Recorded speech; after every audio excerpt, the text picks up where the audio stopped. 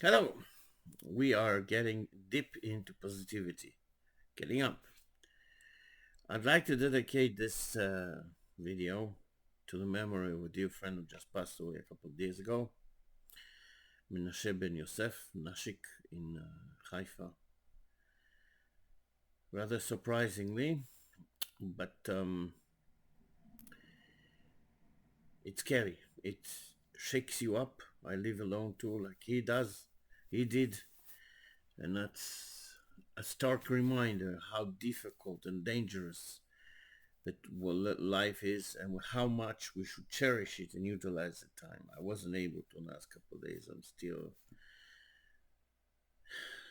in pain and shock. For me as a child, I met him over 50 years ago, and even though weren't always in the same place, didn't see things in the same way, in the same manner of life, we were very close. And so I was to his older brother, who's my age, and the whole family was like a second family for me.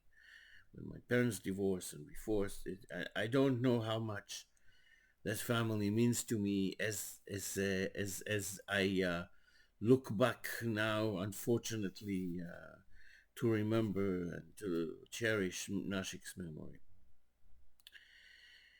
Nonetheless, we can learn from him. There are a lot of positive things from Nashik. Okay, he didn't get married. This is kind of a, in the secular societies, it's not uncommon. Had many partners, but I remember, and I have to say that I remember the girl and even remember her name. That was maybe they were 19, 20, getting into the army or whatever. I still remember her. I remember this girl, Bonnie. And I thought to myself, this is not just a girlfriend. This is his wife. And we always discussed it. And he never actually said he has made the mistake by not marrying her, but he definitely affirmed that she was the one. Very interesting. Nevertheless, Nashik was a good person, and that is where I'm going to go with this.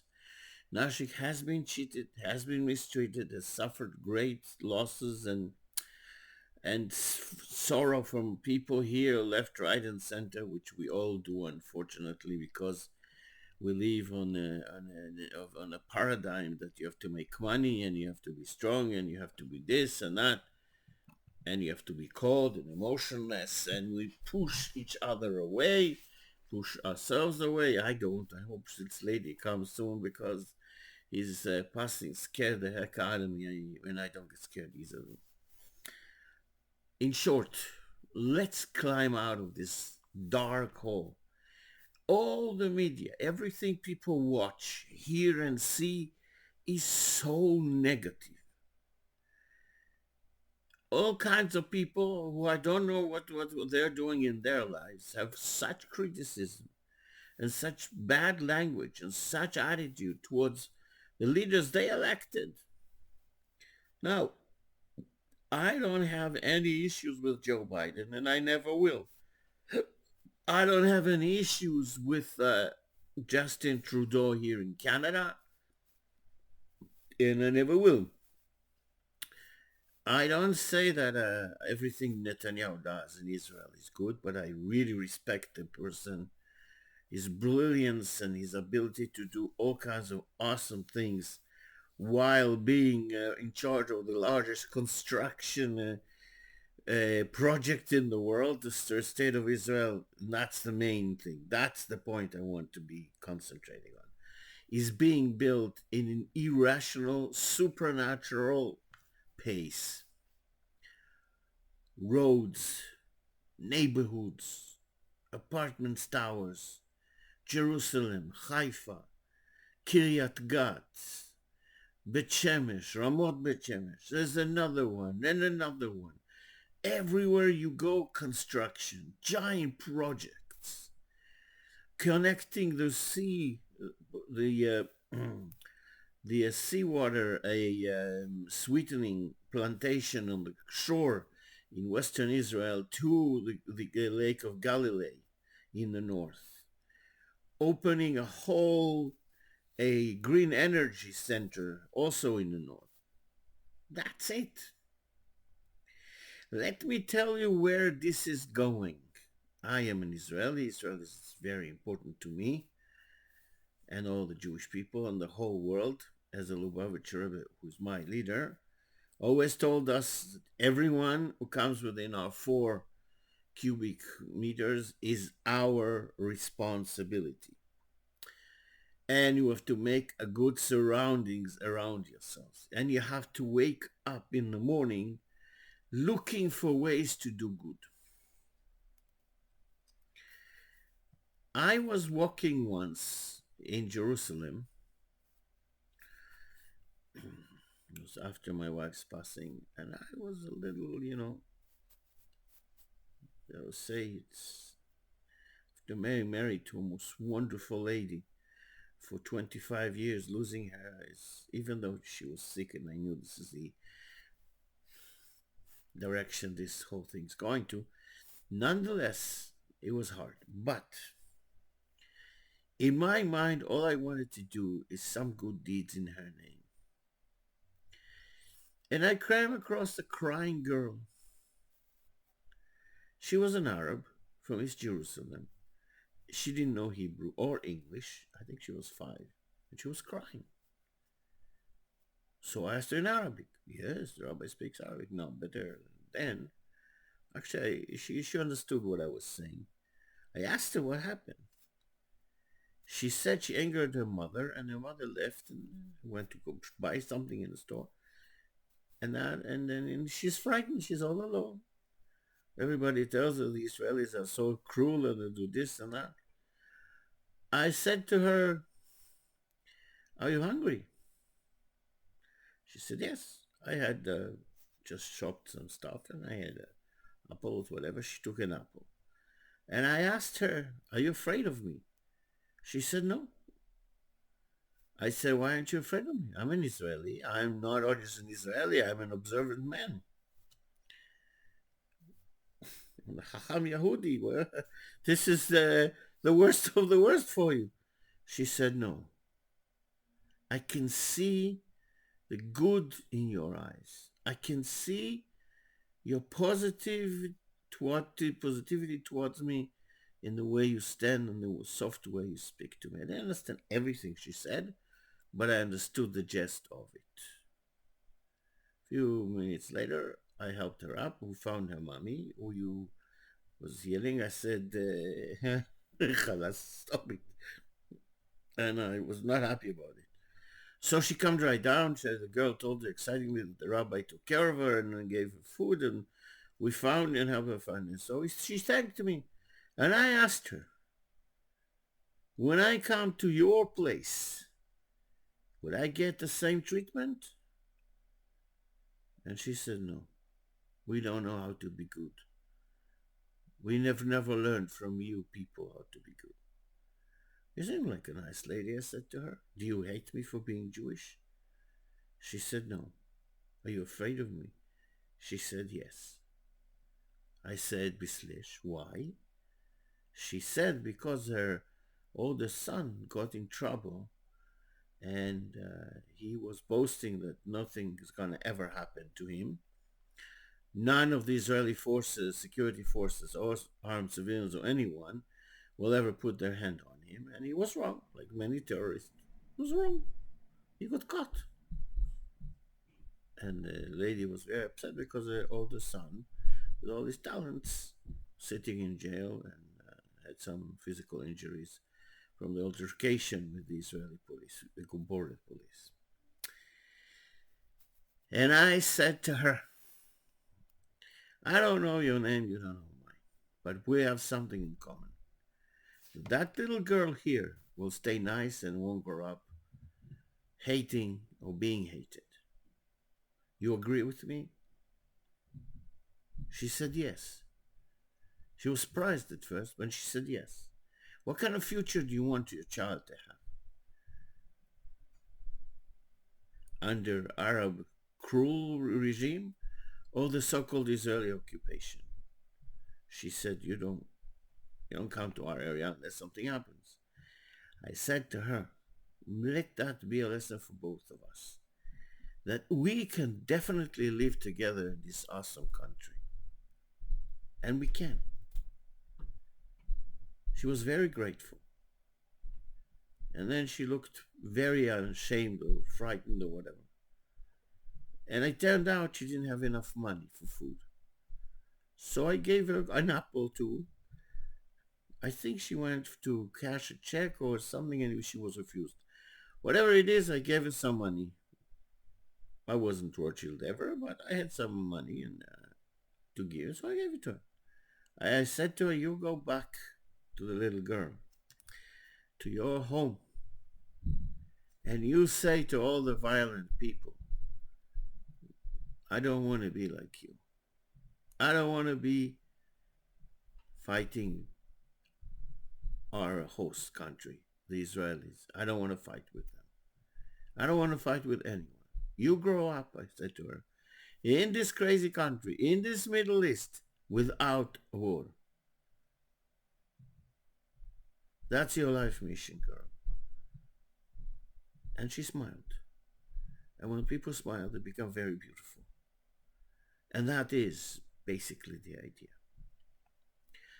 I want to take the example of my dear friend Nashik and use it as a demonstration for what I mean.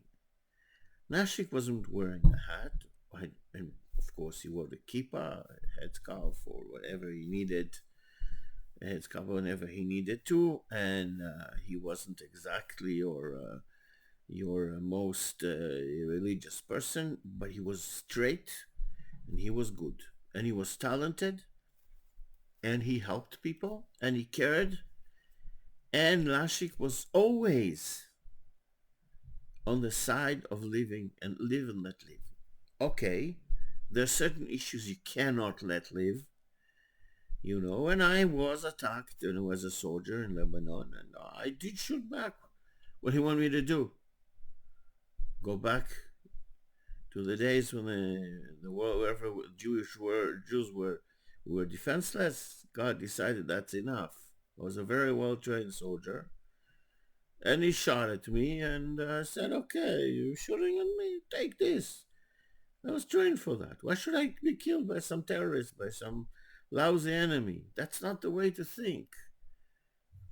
It's not a way to seek the negative in the other person. And Nashik wasn't like that. He was not seeking the negativity in someone else. He was looking for good things. He was not discussing things. Of course there were issues, but I know personally, having known him very well, that even though he was in dire straits,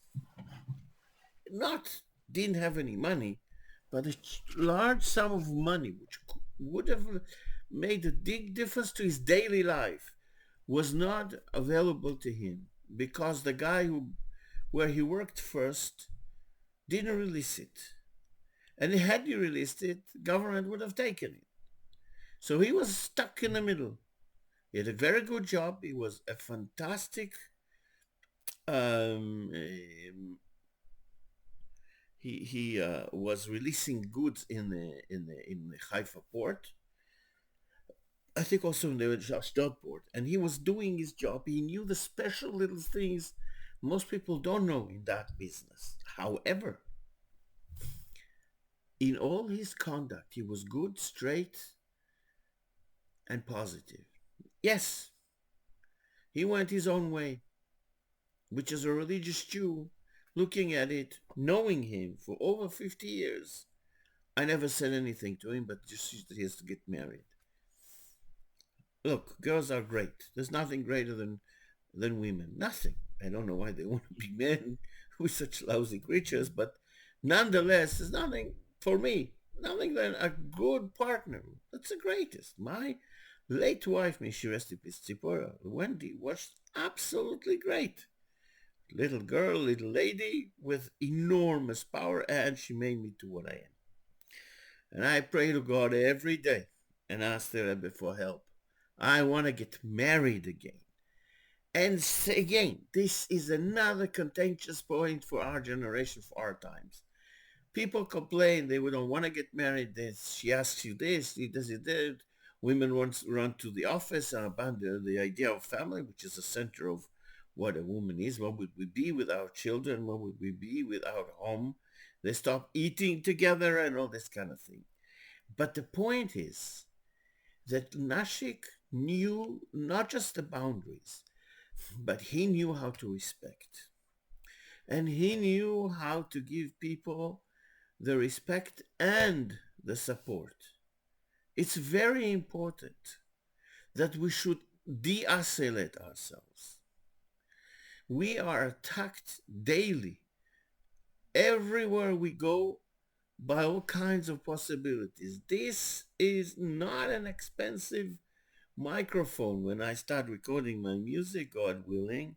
Again, Earthworks 57, I think he's called it, SM57. It's a guy, he's another example of positivity. His name is Rachel, and to me, he's the best YouTuber.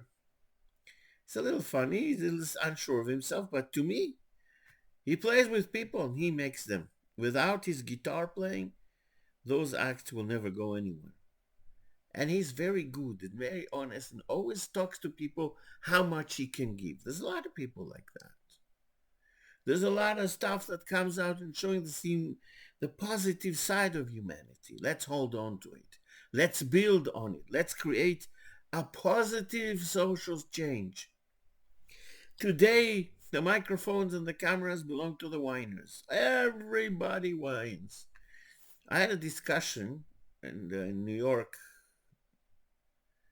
What happened? Oh yeah, a black lady, an older lady. Her purse fell, so I gave back to her. And she said, thank you. I said, you're very welcome. And I started it. And I asked her, tell me, can I ask you a question? A direct question, in Israeli.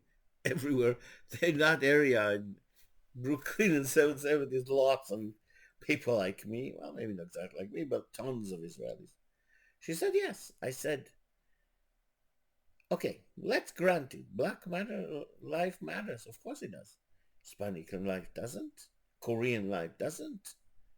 Jewish life doesn't. White people, who are still the majority in the United States of America, doesn't. She got stuck. I said, lady, you're not just someone. I think she's an agency that helps criminals after they release finding placements and rehabilitation workplaces. That's something very positive. But I said to her, black matter, lives matter, sure thing. Now, why do you go out in a cry when the black policeman kills a black criminal? They're both black. Does that matter? Or what the person is, the content of the soul, their mode of behavior? What matters? I said, look, you cannot tell my nation what suffering is. You cannot tell my nation what cruelty is. As much as the black people have been mistreated in the United States, the Aboriginals are being worse mistreated. And it's still going on. You won't find them in the White House. You won't find them in positions. You find them in garbage dumps or stuck in some reservation somewhere. Every life matters. And it's okay to be a man. It's okay to be a woman. We are bombarded every day by all those who say you have to submit to the darkness. You have to not say anything. Oh yeah, we will say, and in the name of God, we will continue to say.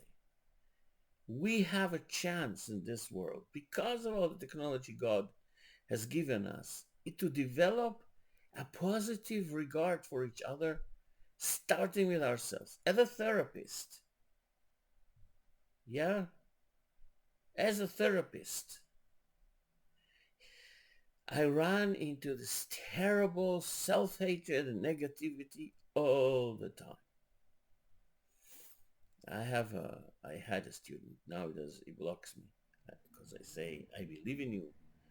I can see the hope that you will have a good life. Doesn't want to hear it. He wants to go down and I disturb him. So last time we actually spoke, he said, Rabbi, do you think I'll be still alive in 19? He's turning 15, I believe, these days. Or soon. God willing. He's only 15. He's been slave laboring all kinds of places around here for the last 2 years. Overworked, underpaid, no education, not a chance that he'll educate himself further. And therefore, it's important to start at the root, to change the paradigm from within each and every one of us, not looking at the other. All the media, all the social media is bombarded with people saying, he's not behaving correctly, he's not doing right. No education means stupid people you can play with. If anyone would look at the situation in the Ukraine, it's an old story, real history. Ukrainians are not defeating the Russian army. It's nuts to say so. It's agenda-driven. And the West really wants to take on Russia? It's bad experience, bad idea. As Hungarians, as Bulgaria, as Czechia, as used to be is Germany, as Romania. You don't mess up with Russia. And definitely not with someone like Vladimir Putin. That's not the point. The point is, with a negative, dark attitude, all we get ourselves is terrible lack of morality, all the tenements that held the society up are being kicked. Many people don't want to get married, which is a blessing for both men and women. A lot of people are becoming ruthless because they're in the corporate world. That's what you do. But that's not what we are. In every human being, there's good, godly good. This is a very good time of the year to get connected to it and push and carry ourselves up to the good, to do good, to overreach to the other person. We have no enemies but ourselves. No, the world belongs entirely to God, and we are very lucky to be guests in it. Yes, and when we get together, we do fantastic things. I'll give you an example, which is right up my alley. I love nature. I love cats. Small, bigger, big, and huge. Which is, the latter are my favorites. The tigers, the most beautiful cats, are awesome. Awesome animals. And they've been poor beautiful tigers been murdered for many years. And now, so many people, tigers are just one example, come from so many places in the world and get together.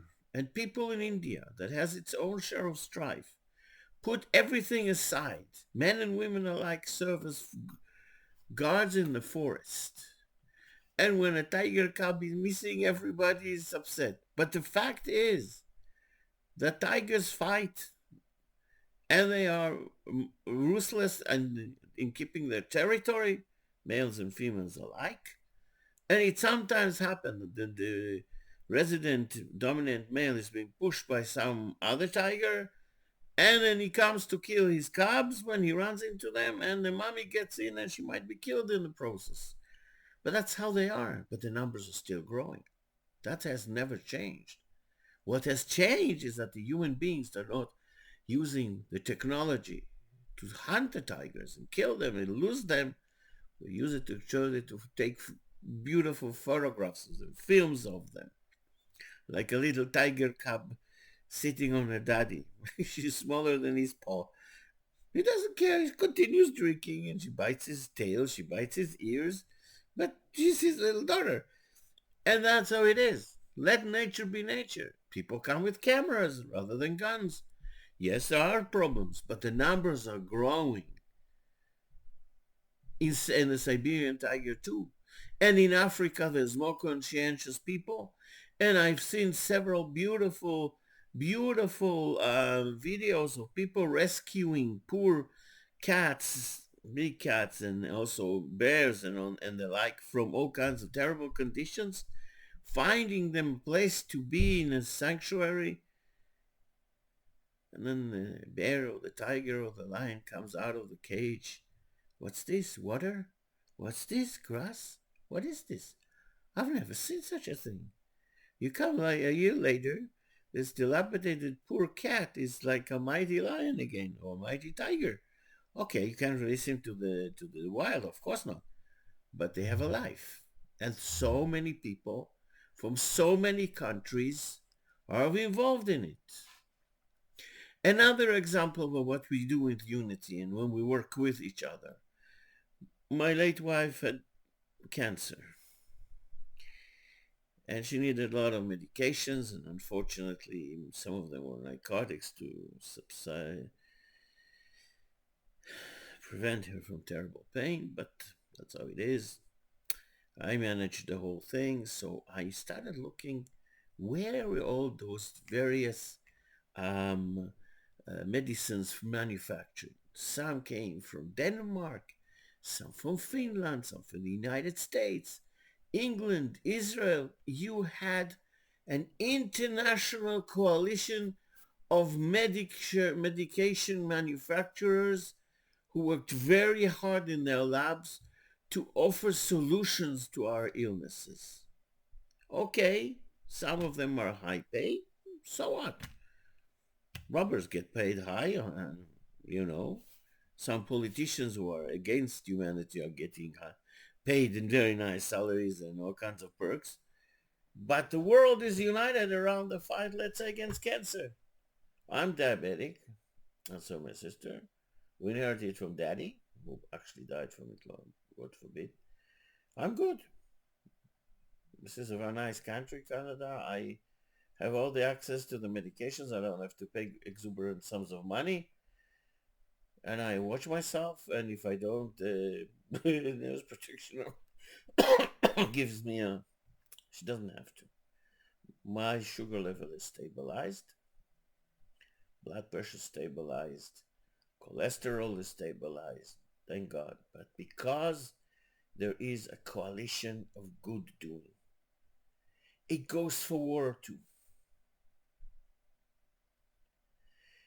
When we have our own interests at heart, and we look at ourselves an honest, hard look, there is no need for argument or fighting. If a person fights for a piece of land, remember I watched something, which African country was it? That the infighting devastated their crops, devastated their own economy, devastated their own livelihood. We're all created by God himself. He gave us this wonderful planet. There's lots to go on. Lots to go around. There's the idea of fair or better or worse is ridiculous. We're sitting and playing chess and someone says, I'm better and this. I said, chess is not a fact that you're better. It's how you are behaving every day towards everyone, starting with yourself and your immediate family. I don't think you liked it very much. Better schmetter. There's no such thing. Take any world record.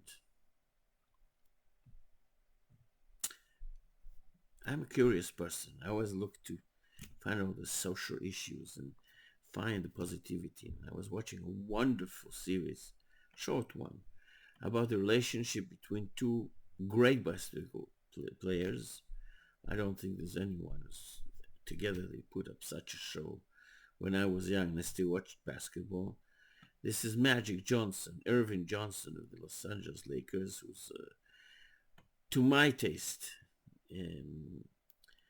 He's amazing because I was a playmaker, my tiny me, and I love the way he moved around the Lakers and did all kinds of things.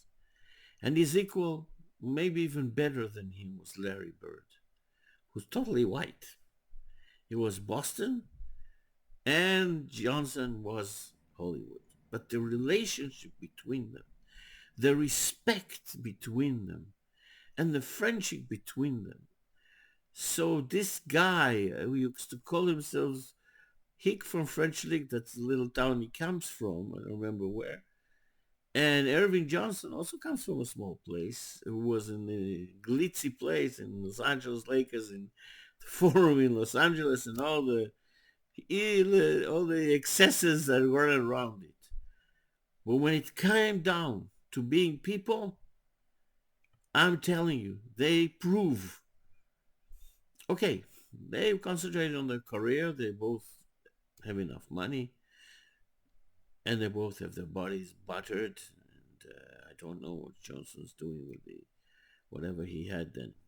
Bird certainly has all kinds of back issues and what have you. But the relationship between them, and when it was sometimes, I don't remember, some kind of occasions for Larry Bird and Johnson came all the way from LA, the way he spoke to this white guy who sure could play, it wasn't respect. It wasn't just love, which we, or liking someone.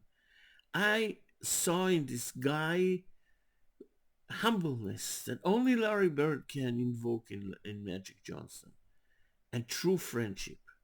Not a friendship of, we played the best games ever, because I think the rivalry was great. And both of them represented totally different ways of life and play. But when they did a commercial together, he said, I went to his house that he built for his mother in French Lick. Hick from French Lick, that's what he said himself. And we get a chance to talk. And for the first time, Larry met Irvin, me, not the show. And they became friends. And when Magic was diagnosed with a bad illness, Larry Bird phoned him regularly to see how he is. They were competent. A lot of people state, a lot of black players say that Larry Bird was the greatest player to ever play because of the incredible range of abilities, including Johnson himself. But that doesn't matter. They were both great. They played together. What was really great, and this is again along the lines of my point, they played together against each other. They created best level of basketball to have ever been. Not to take away from any other great like such as Michael Jordan, but the rivalry, the dynamics, and the real respect and friendship between them, that's what we have to look for with each other.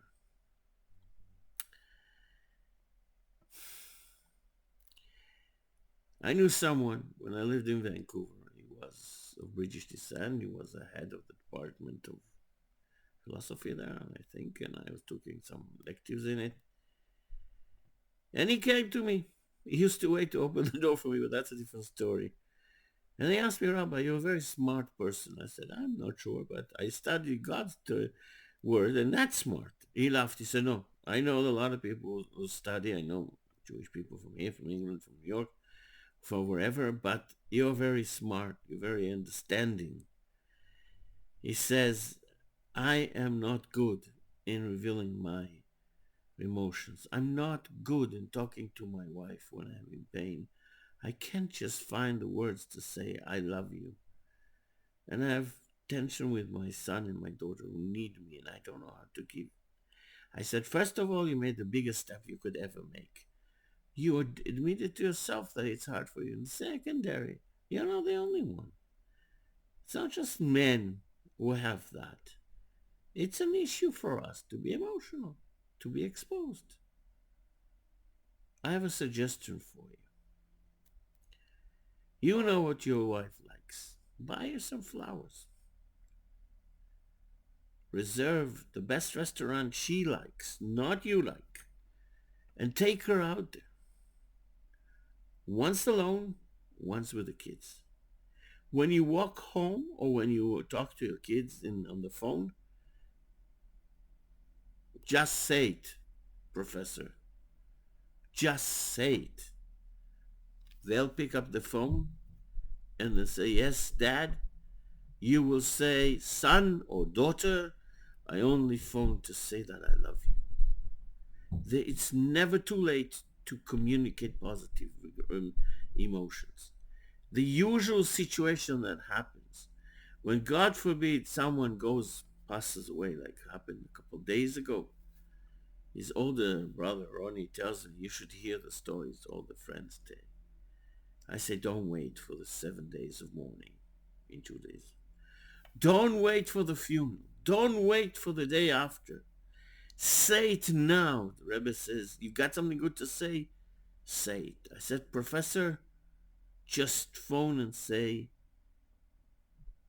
to all of them, I love you. And tell your wife, I want something to do with you. I want someone you will be happy. I said, I don't get dragged. I go with my wife to do shopping. She likes to buy clothes, so I stand there with a book, I read. And one hand is stretched out and she puts the shirts on with him. What about you think about this and that?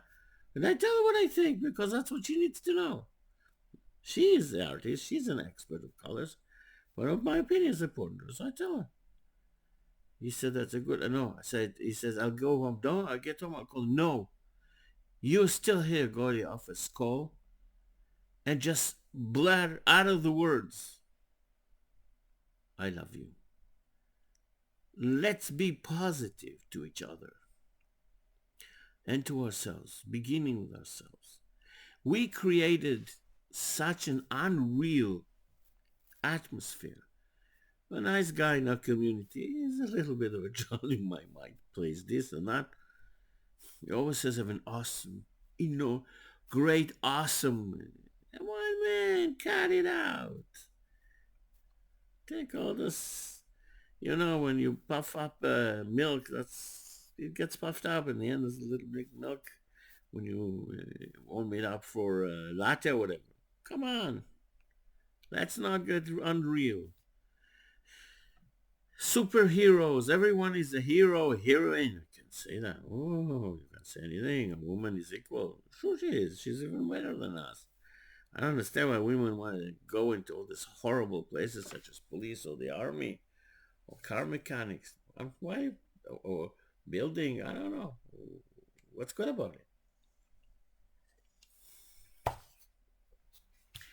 I was talking to someone trying to stop them from getting divorced, God forbid. And the woman says she challenges herself at the gym. You're not challenging yourself at the gym. You're endangering your body there. The challenge is within.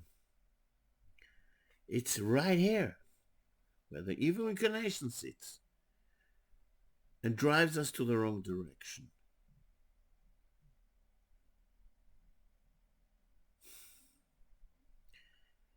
Was another person that I knew, not as well, who passed away, but in the ripe age of 85. Rabbi Chaim Shimon Gad Elituv, Alav Shalom, was an amazing individual, most inspiring individual, extremely unique in his approach, affected thousands of people. And I watched him once when I was guarding him in Jerusalem. He had medical issues over the last few years. I was still in Israel, and I was sent to watch him. And as I was watching him, he woke up, he fell asleep, he started talking to me.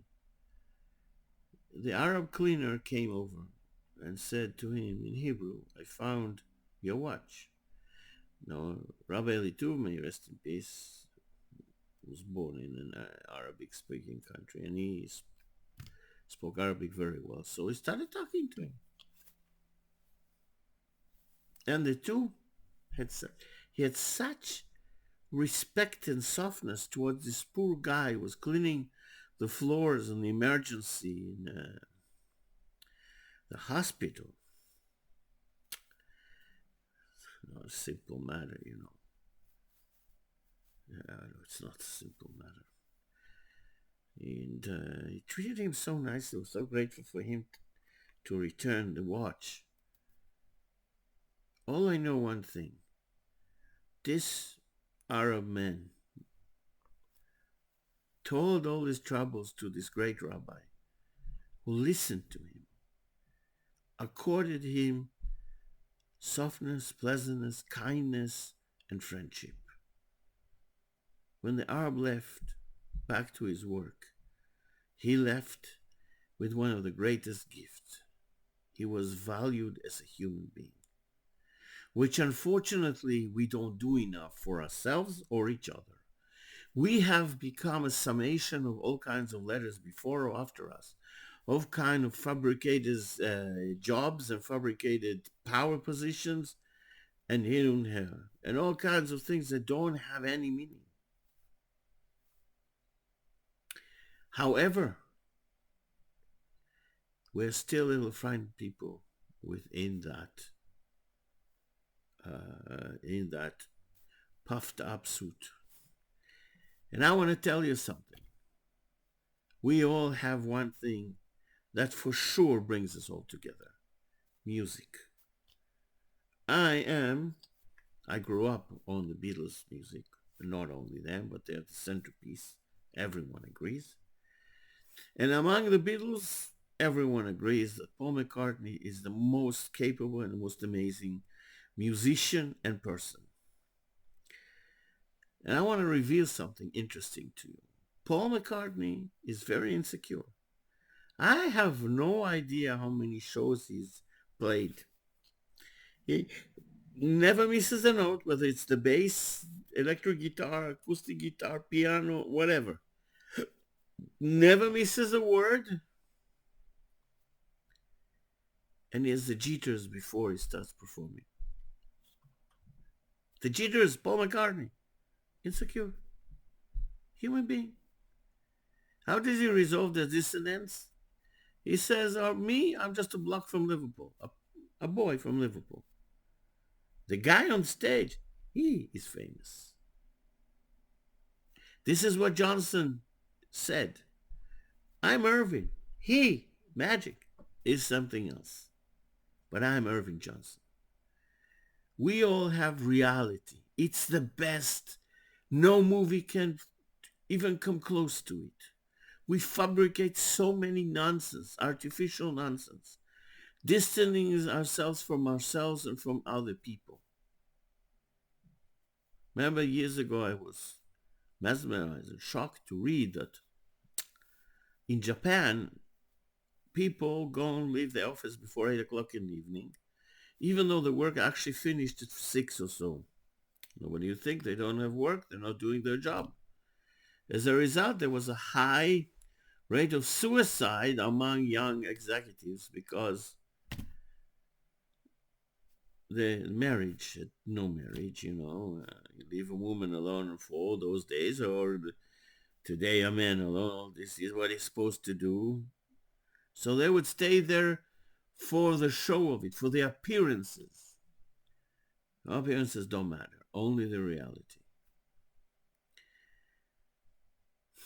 I will conclude this with a blessing, which is part of my makeup to bless, to all, Jew and non-Jew alike, human beings and animals alike, angels and clouds alike, everything in our creation.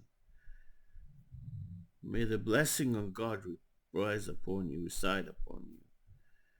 Heal all your inner pain, whether it's an emotional or physical. Help you bridge all the gaps between yourselves and others, and especially the dissonance we all have within. All the best.